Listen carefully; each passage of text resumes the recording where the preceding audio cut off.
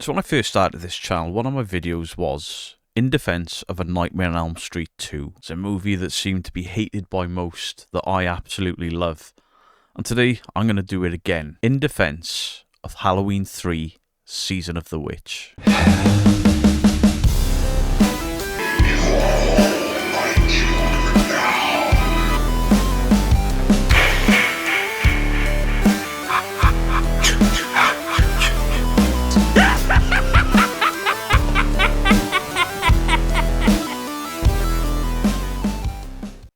Beatles, widows, balls and ghouls, how are we all doing? Today, I'm going to be talking to you about Halloween 3, Season of the Witch. So, my history with the Halloween franchise. Now, I've already said in a few videos before, I'm not the biggest Friday the 13th fan. I think there's too many weak movies in the franchise. I'm a huge A Nightmare on Elm Street fan, but only of the first three and New Nightmare and Freddy vs. Jason. The others, borderline unwatchable for me. Love the Chucky series, but I also love the Halloween series, despite Halloween 5, Halloween 6. You know, I'm even one of those weird guys that's got a bit of love for the Rob Zombie Halloween movies. But what is easily the most underrated Halloween movie of all of them is Halloween 3, Season of the Witch. So released in 1982, Halloween 3, Season of the Witch is more of a sci-fi horror movie as opposed to a slasher movie like all of the other movies in this franchise.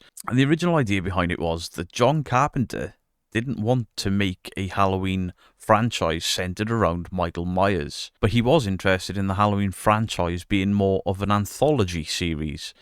But obviously, Halloween 2 being released prior kind of threw this movie into obscurity, or not even obscurity. A lot of people genuinely hated this movie when it was released. Now, I saw this as a kid, not the year it was released, because I would have been a year old. But as a younger kid, when I got into horror, I couldn't watch Nightmare on Elm Street. It was far too scary for me. I watched it far too young and it terrified me. Or I could watch the Halloween movies. While they were scary, they weren't too scary. And then Halloween 3 hit my eyeballs.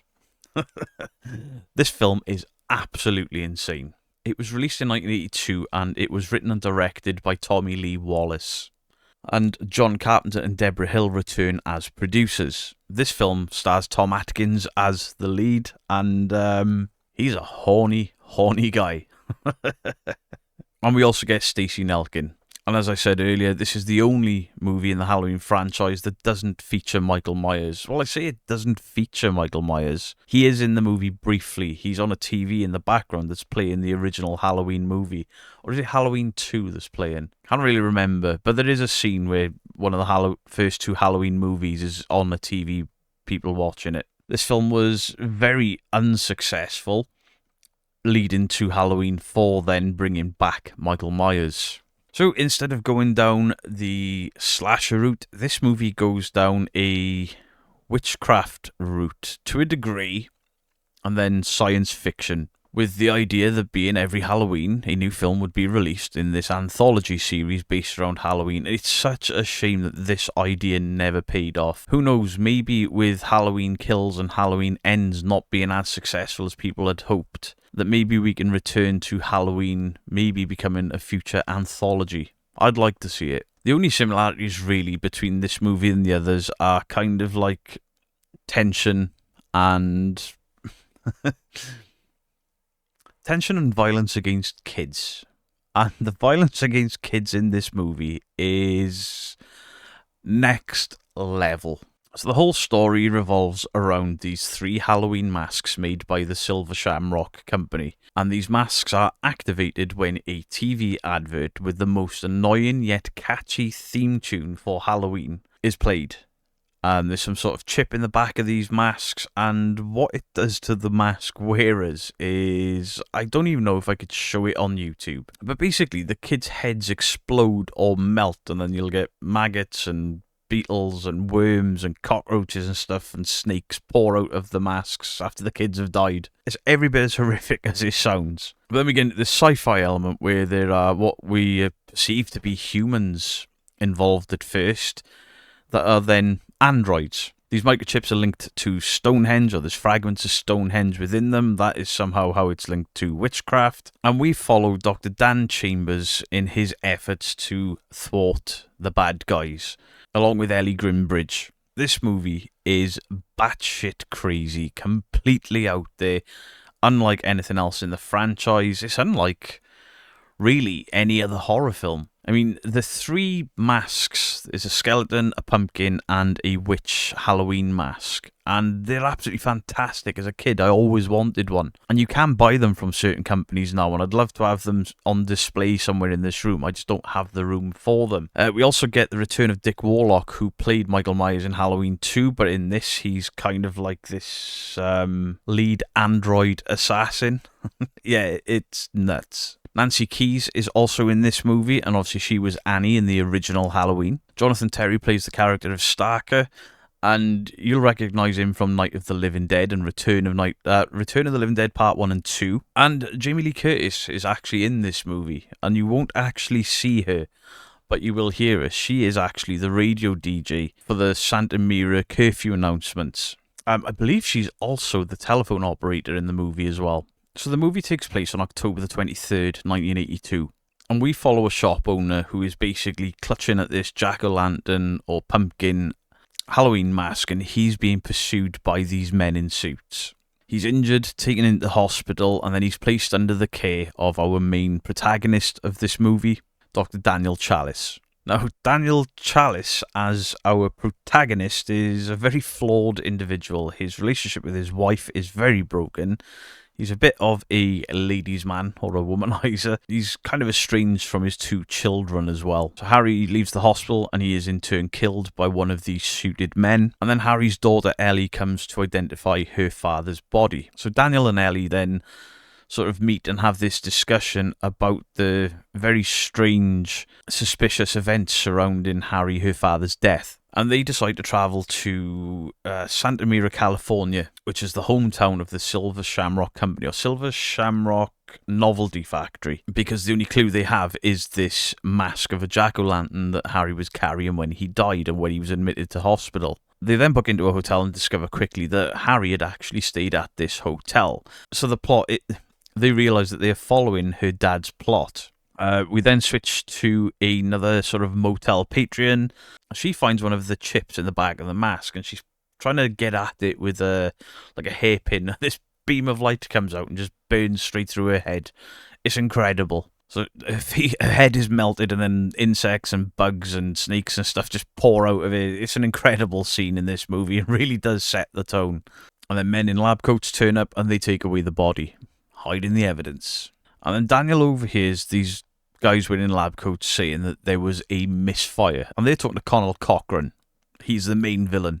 So the next day, Daniel and Ellie go to the factory. They're having a tour of this factory, and Ellie spots that her dad's car is at the factory, but these strange men in suits are guarding the vehicle. So they actually do something in a horror movie that is quite rare, and they call for help. They try to get to the police and soon discover that they cannot call anyone outside of the town. Ellie is then kidnapped and taken to the factory, and then Daniel obviously tries to follow her. He's then captured by these men in suits, and these men in suits are then revealed to be androids working for Cochran. So Cochran has created these androids, created these chips for these masks, and then he unveils his master plan to Daniel when he takes him into a locked room. And basically, each mask contains a fragment from Stonehenge into this little chip. And this big giveaway commercial that has been playing all of this time with this Happy Happy Halloween theme tune. There's a big giveaway, and the giveaway show is going to be the trigger that activates all of these chips and kills all of the children that are going to be wearing these masks watching the advert. It is messed up. And if I remember right, I think the insects and the snakes are designed then to attack and kill anyone nearby once they've hatched from within inside these masks. It's absolute insanity. And then, just so we understand how evil Cochran is, he demonstrates the masks on a family, and we see the full effect, as does Daniel. This whole family wiped out. Is very disturbing. It's such a great movie. So Daniel is locked in a room. He's got a mask placed on his head, and he has an ingenious way of escaping. But the plan is he's locked in, staring at a TV, so his head will in turn blow up and release insects and snakes. But of course, Cochrane does the evil genius master plan of telling Daniel everything that's about to happen. Plan is that he is trying to sacrifice these children to Samhain, a pagan worship of the approaching winter that is nowhere near as dark as this movie makes it out to be. I know plenty of pagans, they don't blow children's heads up, just saying. So Daniel miraculously escapes his bonds and proceeds to rescue Ellie. And in order to combat the factory staff and everyone in there, Daniel activates the screens in the factory, plays the advert, and then tips these chips or medallions from the back of the masks into the workforce, killing them all. This film is absolute carnage. Cochrane is in turn killed by this piece of Stonehenge that he's been making these chips from, and all's well ends well. Not in this movie. Ellie then attacks Daniel, and it turns out that she is an android, and it's not made clear at which point she became an android. Was she an android all along, or just for the final part of the movie? I don't care. It works. Daniel offs her during a car crash, and the movie ends with Daniel trying to contact TV networks to pull the advert before a nation's children are killed. And he contacts two, but on the third one, the advert plays, and then the movie ends with Daniel screaming. It is such a bleak ending, where you're like, holy shit, did that film just kill off like a third of the population of the world's children? Oh my god. So the original Halloween music isn't involved in this anyway. The music is more of an electronic style. It suits the movie fantastic. Suits, obviously, the decade as well. Electronic was massive in the 80s. And obviously we've got the Silver Shamrock theme tune for the Halloween mask commercials, which is London Bridge is falling down, but sort of sped up and much more happy. But the words Happy Halloween said over and over and over. It's designed to attract children. It's terrible, absolutely terrible what this film does.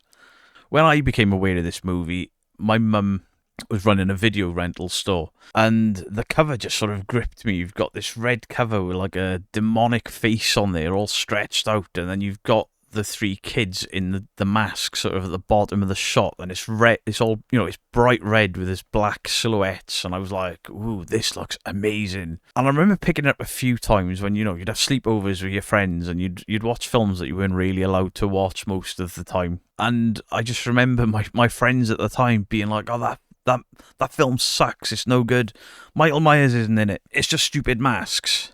And the DVD cover, or the VHS cover, just, it kept staring at me. You'd go into it like a Blockbuster, I guess, but I grew up in a very small village, and you'd walk into the video shop and you'd get sort of, right by the door, you'd get your Star Wars and Bambi, Disney stuff, all the kids stuff right by the door. And then you'd make a left, and then you'd have your premiere section, all of the new films that were out that month, week, maybe even 2 months. But then the top shelf, all the way across 1.5 walls, were just horror. All of the Nightmare on Elm Streets, all of the Friday the 13th, all of the Halloweens that were out by that time. You'd see things like Maniac Cop and The Evil Dead, Child's Play, all the stuff that I love. And as a kid, even though I was scared of horror, I always found myself just looking up to the horror section, because the VHS covers for horror movies were just so much more appealing to me. I mean, there was another wall for the top shelf, but I definitely wasn't allowed to look at them. And there was, covers halfway over them, for obvious reasons. So none of my friends wanted to watch it, and I watched it anyway. And I remember telling one of my friends about it, going to school, and be like, I watched Halloween 3. What happened? And I was like, kids' heads were blowing up. There was worms and maggots and snakes and robots punching holes in people. It was amazing. There was blood everywhere. And I think I may have over-exaggerated the blood everywhere. But this film is so dark. And I never understood why nobody seemed to like this movie other than it didn't feature Michael Myers. I think if this movie had just been called Season of the Witch and not linked to the Halloween franchise, I think it would have done so much better. But people just wanted to see Michael stabbing people or choking people, and I get it. I love Michael Myers. Michael Myers is a great slasher villain, but it is such a shame. I mean, this movie was absolutely blasted by movie critics. Robert Ebert, obviously a very famous movie critic, described it as a low-rent thriller from the first frame.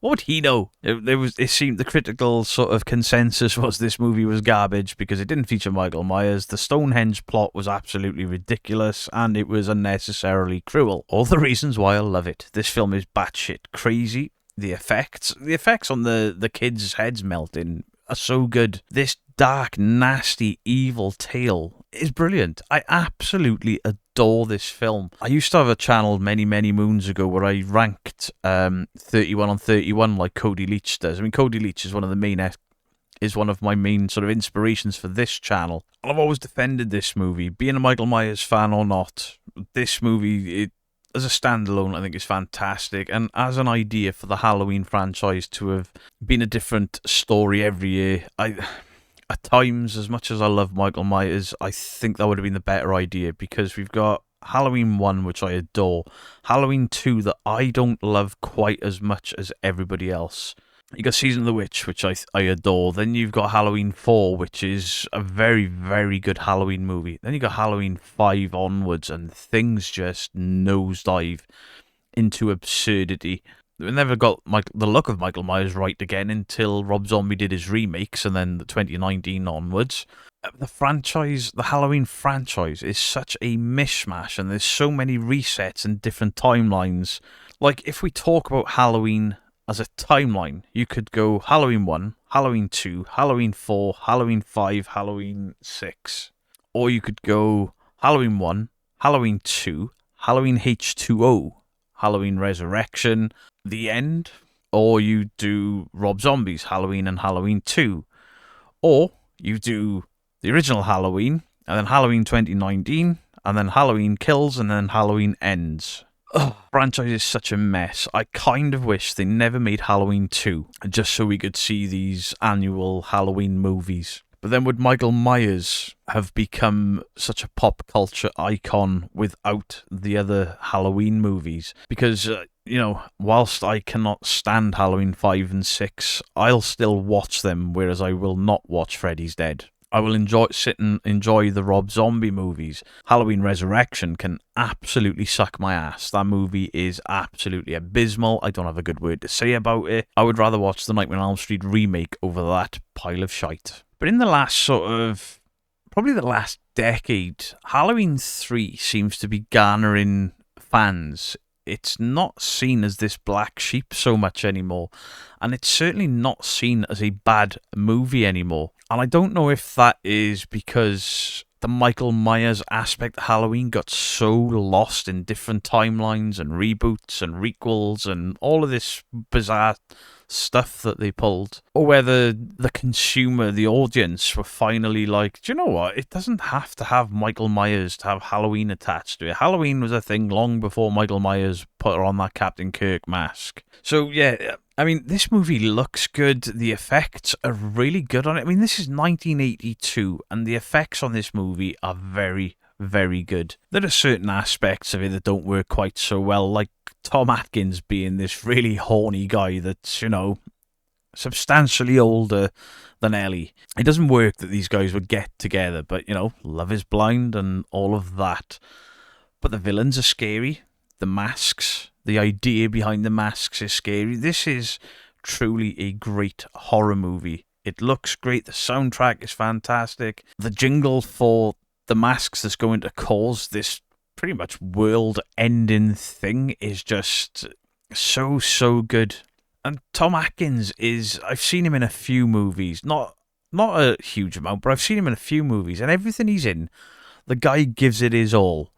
This movie, in the hands of a less polished lead, or even a lead that took themselves too seriously, just would not have worked. Tom Atkins plays this absolutely perfectly. It's not just, a high-ranking Halloween movie from the Halloween franchise. It's a high-ranking movie that I like to watch around the Halloween season. This is the most Halloween of the Halloween movies. It's set at Halloween, or the build-up to Halloween. It's Halloween costumes. It just encompasses one of the most perfect horror movies to watch at the Halloween period with the other Halloween movies that you enjoy. Absolutely fantastic movie. If you've always stayed away from Season of the Witch because of its link to the other movies, give it a try anyway. There's a lot more to this movie. It's quite a smart movie, and while there are some silly elements, for me, overall, it just plain works.